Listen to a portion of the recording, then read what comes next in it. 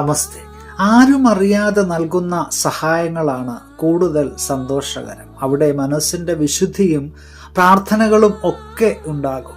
പ്രിയമുള്ളവരെ, സഹായം നിയോഗമാക്കുന്നവർ അത് ആത്മസംതൃപ്തിക്ക് വേണ്ടിയും സഹായം ചടങ്ങാക്കുന്നവർ വെറും പ്രശസ്തികൾക്ക് വേണ്ടി മാത്രവുമാണ് അത് ചെയ്യുന്നത്. സഹായം സ്വീകരിക്കുന്നവന്റെ മനസ്സറിയുവാനും അവനെ ചേർത്ത് പിടിക്കുവാനും നമ്മുടെ മനസ്സിൽ നന്മയുണ്ടാകണം. അതെ, ഹൃദയത്തിൽ നന്മയുള്ളവർ ഒരുപാട് പേർ നമ്മുടെ ചുറ്റുപാടും ഉണ്ട്. മറ്റൊരാൾ അറിയാതെ സഹായം ചെയ്യുന്നവർ. പ്രിയമുള്ളവരെ, നമുക്കുമുണ്ടാകട്ടെ മറ്റുള്ളവരെ ചേർത്ത് പിടിക്കുവാനായിട്ടുള്ള ഒരു നല്ല മനസ്സ്.